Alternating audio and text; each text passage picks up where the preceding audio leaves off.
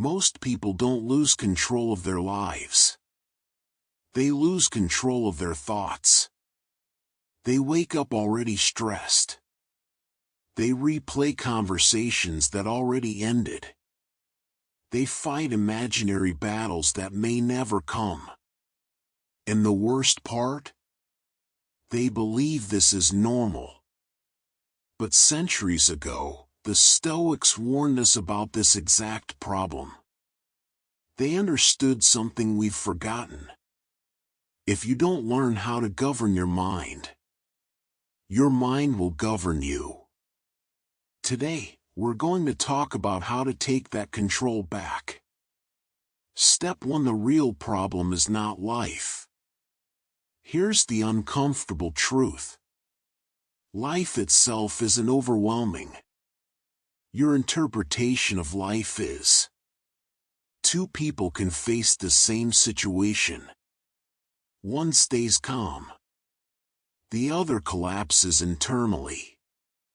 The Stoics noticed this pattern early on. They realized that events are neutral. It's our judgments that turn them into suffering. Your mind doesn't react to reality. It reacts to the story you tell yourself about reality. And most of the time, that story is exaggerated, emotional, and inaccurate. This is where control begins. Not by changing the world, but by questioning your inner narration. Step 2: the Stoic divide that changes everything. The foundation of Stoic mental mastery is simple. Divide your life into two categories. Things you control. Things you don't. You control your thoughts, your choices, your actions. You do not control outcomes. Other people's behavior, the past, or the future. Most anxiety comes from mixing these two. You try to control what isn't yours to control, and you neglect what actually is. The moment you shift your attention back to your own responses, your mental noise starts to fade.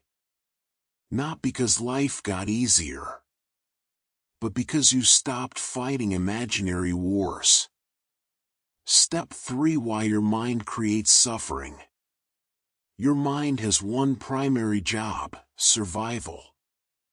That means it constantly scans for threats, even when none exist. A small problem becomes a disaster. A single comment becomes a personal attack. An uncertain future becomes a guaranteed failure. The Stoics trained themselves to interrupt this pattern. They asked one question repeatedly. Is this happening? Or am I imagining it? Most fears disappear under inspection. Not because they're irrational, but because they're unfinished thoughts. Awareness weakens fear. Clarity dissolves anxiety. Step 4: Stoic training for daily life. Stoicism is not passive. It's disciplined mental training. Here are 3 practices you can apply immediately. First, pause before reacting.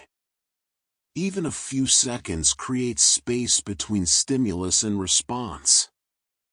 Second, name the situation honestly. Remove drama. Remove exaggeration. Describe only what is objectively happening. Third, accept outcomes in advance.